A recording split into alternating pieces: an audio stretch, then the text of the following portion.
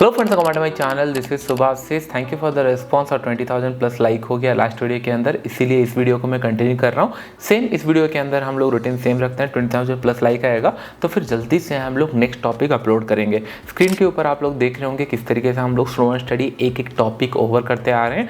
Last topic था psychology of option buying में जो टॉपिक इंपॉर्टेंट है उसी को कैप्चर किया। बहुत सारे वास्ट टॉपिक है, इसके लिए मैंने इन डिटेल्स में और वीडियोस बनाऊंगा, लेकिन ये कंप्लीट आपको आइडिया हो जाएगा। तीन चीज़ों के ऊपर आपको डिस्कस किया था लास्ट वीडियो के अंदर।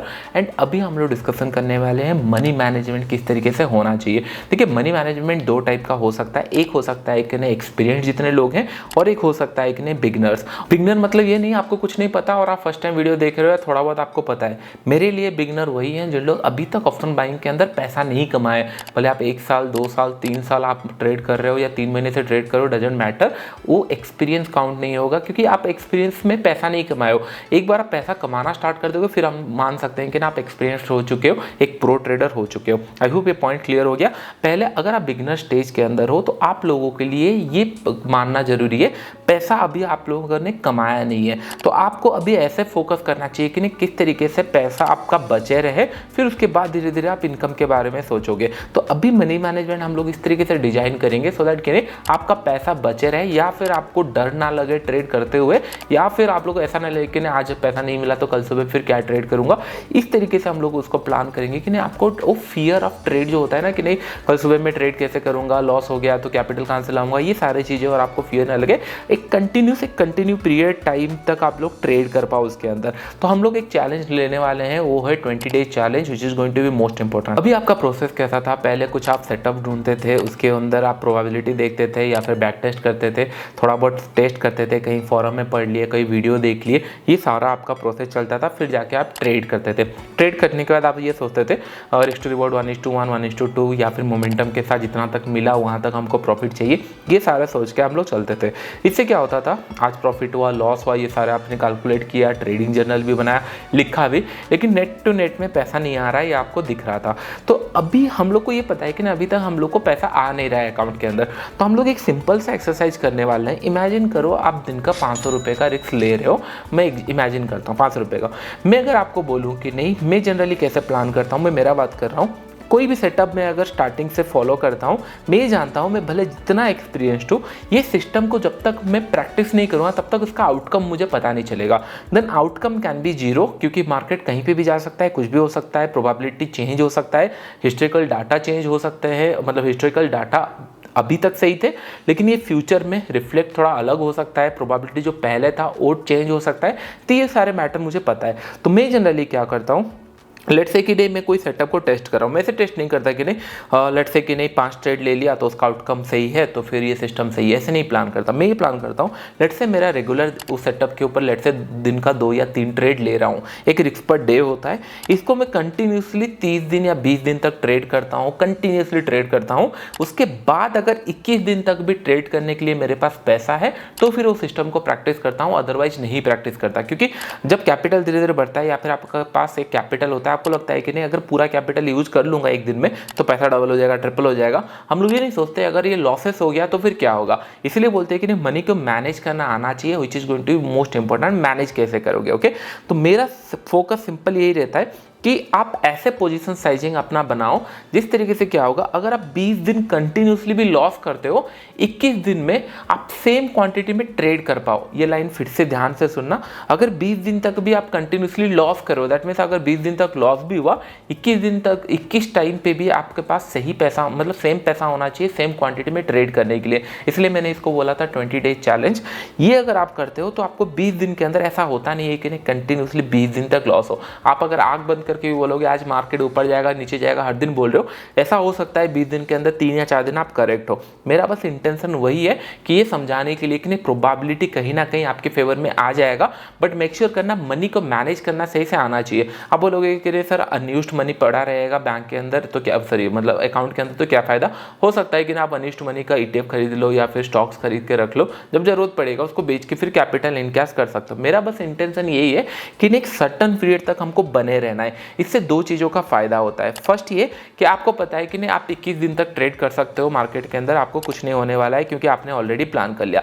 सेकंड फ़ायदा ये होता है कि नहीं आपको डर नहीं लगता नेक्स्ट ट्रेड में क्या लूँगा या फिर नेक्स्ट ट्रेड क्यों लूँगा, ये डर नहीं आता। हम लोग को बार बार लगता है नहीं नेक्स्ट ट्रेड लूँगा या नहीं लूँगा, लॉस हो गया प्रॉफिट हो गया, इसमें नहीं होने वाला क्योंकि 20 दिन तक आप ऑलरेडी प्लान कर लियो। तो एग्जाम्पल मैं दे के आपको समझाता हूँ डिटेल्स के अंदर। फर्स्ट आप ये मान लो कि नहीं इमेजिन करो आपके पास 500 रुपये पर डे का रिस्क लेने का कैपेसिटी है। आप उसके अंदर भले एक ट्रेड लो, 2 ट्रेड लो, 3 ट्रेड लो या फिर एक ट्रेड के अंदर 500 लॉस करो, इट्स अप टू यू। लेकिन इमेजिन करो कि नहीं 500 रुपये का आपका कैपेसिटी, आपने ये प्लान किया रिस्क पर डे 500 रुपये लेके हम लोग जा सकते हैं। दैट मीन्स अगर इसको हम लोग सिंपल रखेंगे तो दैट मीन्स अगर 500 रुपये का पर डे रिस्क ले रहे हो, 20 दिन के अंदर आपका 10,000 लॉस हो सकता है।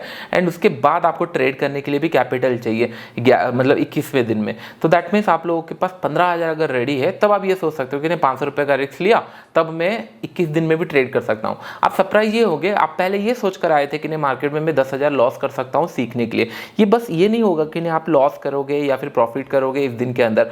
इंपॉर्टेंट ये कि नहीं आपको 20 दिन तक मार्केट में अंदर बिना किसी साइकोलॉजी के हिसाब से, फियर ऑफ लूजिंग के हिसाब से मेरा कैपिटल क्या होगा क्या नहीं, क्योंकि ऑलरेडी आपने प्लान कर लिया था।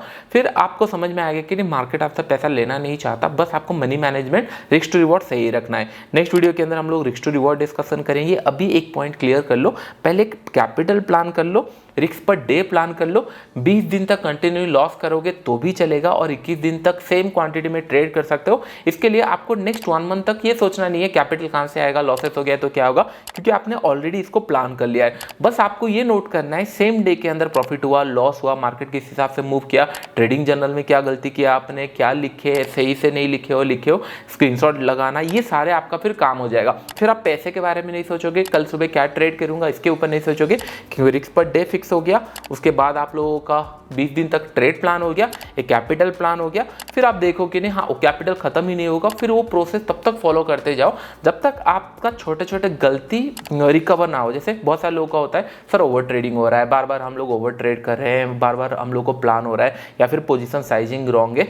ये सारे चीज़ें जब धीरे धीरे खत्म हो जाएगा तब तक आपका जो 10-15 हज़ार या 20,000, अगर आप बोलोगे मैं 100 रुपये का डेली रिस्क लूँगा, कोई बोलेगा 200 रुपये का रिस्क लूँगा, उस हिसाब से आप 5-6 हज़ार 10,000 के अंदर भी प्लान कर सकते हो। इससे क्या होगा, एक छोटा कैपिटल हम लोग लाए, जब तक हम लोग का माइंड सेटअप या फिर साइकोलॉजी स्ट्रांग नहीं होता तब तक हम लोग उसको बिल्ड किए, ट्रेड किए, एंड उसके बाद फिर हम लोग कंटिन्यूसली आगे बढ़ते रहे। फिर रिस्क टू रिवॉर्ड जब आप लोग फॉलो करोगे, मनी मैनेजमेंट आपका हो गया, इसके साथ जब रिस्क टू रिवॉर्ड फॉलो करोगे फिर आपको चेंजेस आने लगेंगे। और ये बिगनर एक्सपीरियंस्ड लोगों के लिए, अगर आप 1-2 महीने से प्रॉफिटेबल हो तो जनरली क्या होता है जब एक्सपीरियंस्ड हो जाता है या फिर प्रॉफिटेबल हो जाता है, उन लोग डाइवर्सिफाइड करना पसंद करते हैं। ऑप्शन बाइंग में थोड़ा सा प्रॉफिट हुआ, कुछ स्टॉक खरीद लिए, कुछ म्यूचुअल फंड खरीद लिए, या फिर ऑप्शन सेलिंग कुछ कर लिए, कुछ स्टॉक MCX में लगा लिए दूसरे जगह, या फिर प्रॉपर्टी खरीदने में यूज़ किए। तो इस तरीके से डाइवर्सिफाइड किया जाता है जैसे जैसे आप एक्सपीरियंस होंगे। लेकिन इनिशियल स्टेज के अंदर मेक श्योर आपका प्लान ऑफ एक्शन या प्रोसेस क्या होना चाहिए।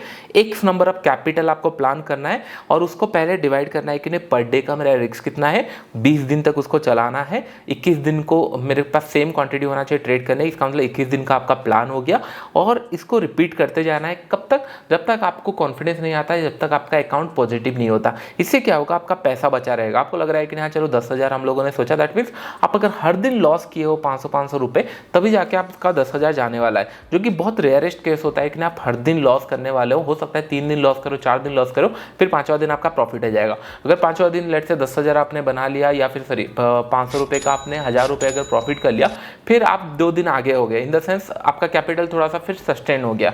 फिर इन द एंड के अंदर आप देखोगे आपने ये सोचा था 21 दिन के अंदर पैसा खत्म हो जाएगा या 20 दिन के अंदर हो जाएगा, लेकिन ये पैसा खत्म नहीं हो रहा है। इससे क्या होगा, आप मार्केट को सही टाइम दे के सीख रहे हो। ये नहीं कि मार्केट चला जाएगा, आज पैसा लगा लेता हूँ, 3 दिन के अंदर पैसा खाली हो गया, फिर 4 दिन आप गायब रहे या 10 दिन गायब रहे, फिर 1 महीने के बाद आपने फिर कैपिटल अरेंज किया और बाय द टाइम आप पेपर ट्रेड करते रहे हो। और पेपर ट्रेड में हर किसी को प्रॉफिट होता है, क्योंकि आप लोग मार्केट के हिसाब से लिखना स्टार्ट कर देते हो, आपका साइकोलॉजी वहाँ पे आता नहीं है। तो जब रियल मनी इन्वॉल्व होता है तभी ट्रेडिंग होता है। इसलिए मैं बोल रहा हूँ स्मॉल कैपिटल लाओ, 20 दिन तक आपका 20 डे चैलेंज फील करो, और उसके बाद 21 दिन पे फिर कैपिटल होना चाहिए ट्रेड करने के लिए। बस इतना प्लान करना चाहिए।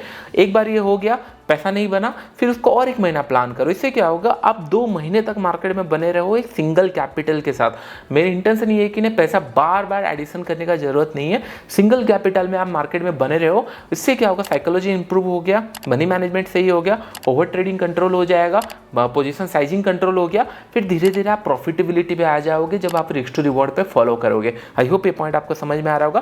वीडियो को ओवर करते हैं, 20,000 प्लस लाइक आएगा तो फिर मैं आप लोगों के लिए रिस्क टू रिवॉर्ड वाला वीडियो बना के दूंगा नेक्स्ट वीक के अंदर। अभी के लिए फ्रेंड्स इतना ही, थैंक यू।